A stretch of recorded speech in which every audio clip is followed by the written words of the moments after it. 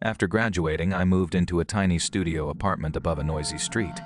Rent was cheap, my only luxury as a broke 23-year-old. I didn't care about luxury. I had student loans chasing me.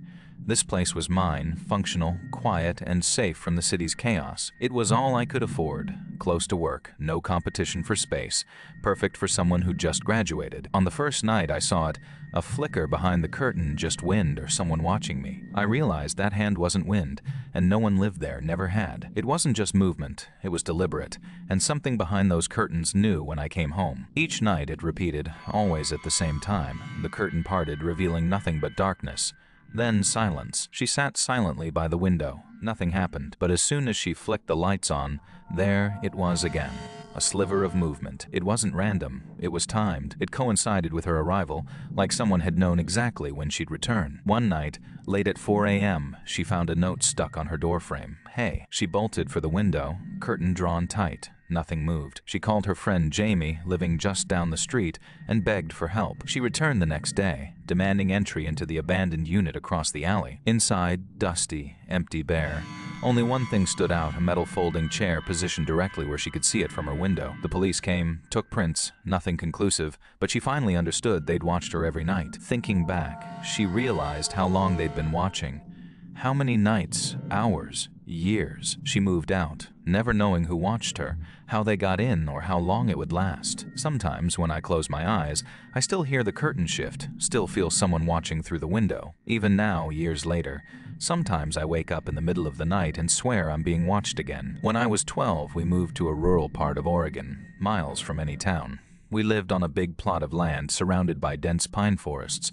Peaceful, quiet, isolated. We lived on a big plot of land surrounded by dense pine forests. Peaceful, quiet, isolated. That shed about 30 feet behind our back door. Old tools and junk from the previous owner. My dad always said he'd clean it out one day, but never did. The next morning, we found deep boot prints in the dirt between the house and the shed. My dad dismissed it, said probably a neighbor or some drifter passing through. Over the next few weeks, Max would bark at that shed again every time we'd look outside and find nothing. But the footprint's always there. One night around 2 a.m. I woke up to footsteps on the gravel outside my window. I froze. The footsteps stopped, then resumed, heading toward the shed. A tall man wearing a dirty gray coat, face hidden in shadows. Then the light went out. I woke my parents. My dad grabbed his rifle and went outside. My dad grabbed his rifle and went outside. But when he came back, he was empty-handed. The footprints still fresh, right up to the shed. That night, we decided to check inside. He unlocked the padlock, pushed open the door inside. Just rusty tools, old tar, dust, nothing else. He added a new lock, reinforced the doors. For a while, things quieted down. Then, about a month later, Max went missing. We searched everywhere. Up and down the road, asked neighbors. No sign of him, heartbroken. That night, I couldn't sleep at all. Kept thinking about the shed, Max, and the man I saw. Around 3 a.m., I heard the back door creak open. I tiptoed into the hallway. We moved to the back door just in time to see the motion light flickered on again, and standing beside the shed, the same man. This time he held something in one hand, a knife, and the other, Max's collar. I felt like my life drained out of me, like I was floating, weightless, about to fall down. My dad shouted, raised his rifle. The man turned and ran into the woods. We called the police. They searched everywhere but found no trace of him. But inside the shed, they found something worse. The floor had been cleared. Someone carved symbols, crude, disturbing images into the dirt. In a corner, a pile of bones, animal bones, maybe human too. Behind a false panel in the shed wall, they found a backpack filled with items, watches, worn clothes, things that must have belonged to someone or multiple people. And the strangest thing, a notebook, pages and pages of strange symbols, rambling, jagged handwriting, drawings of houses, families, eyes. I think he was watching us, like he'd watched other families before. The police took everything, and as they walked away from our house, one last time they looked out my window at the shed. Police tape fluttered in the wind, everything quiet. But just beyond it, 10 feet, into the tree line, I saw a face, for a second. Then I blinked, and it was gone. I screamed my dad's name. He stormed into the room. Looked out the window. Where is he? I pointed straight at the shed, saw him standing to the left, right by the woods. He ran back outside, screaming like a madman as he fired his rifle around. You couldn't imagine how angry and frustrated we were being chased out of our own home by someone who killed our dog. It was summer 2018. My friends Abby, Marcus, his brother Tim, Hannah, and me. All early 20s, fresh off college. Wanted to unplug from everything. We picked a spot deep in the Blue Ridge Mountains off-grid, surrounded by thick trees.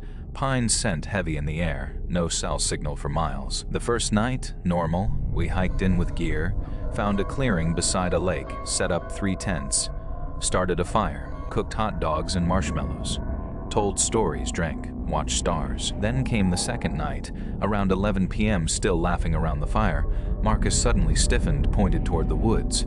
"Did you see that?" he whispered. We all looked, but nothing there. He swore he saw something, a figure ducking behind a tree, maybe 30 yards away. Tim said it was probably a deer. Then 20 minutes later, we heard a stick snap in the same direction. Abby jumped. "I want to go to bed," she said. Everyone agreed. That night, I woke up to breathing, just outside my tent, maybe 10 feet from my head. Relief washed over me when the breathing stopped. Maybe it really was one of my friends peeing. In the morning, nobody said anything, but Marcus had a worried look on his face when we met for breakfast. Hannah nodded. She said she'd also heard the breathing, and that the figure had circled their tent multiple times. Tim admitted he'd gone to pee at night, but swore he'd seen a shadowy figure hunched over the fire pit. We searched around 4 a.m. We found footprints circling every tent. One set clearly barefoot, muddy and soft, leading into the woods. No boots, no shoes, just one clear imprint of bare feet, vanishing into the forest. We joked it was a hiker or prankster, but that night, it didn't feel like a joke anymore. That night was worse. I didn't sleep at all. Maybe that kept me alive or saved my things. Hours passed. Then I heard another sound, stick snapping or leaf crunching. My heart stopped. "Please," I whispered, "let it be a deer." Then a voice, low and calm. "I see you guys." None of us moved. Except me, maybe I was the only one awake. She shot up from bed, eyes wide open, staring at the zipper. All of us screamed. Whoever was on the other side of my tent took off, I'm sure. All we did was yell through our tents, tried to communicate. No breathing, no footsteps, no more movement that night. At dawn, we packed everything and left on our hike back to the car. The tension didn't leave us at the ranger station. We told them everything, but I don't think I'll ever go camping again after that, especially not after the zipper thing.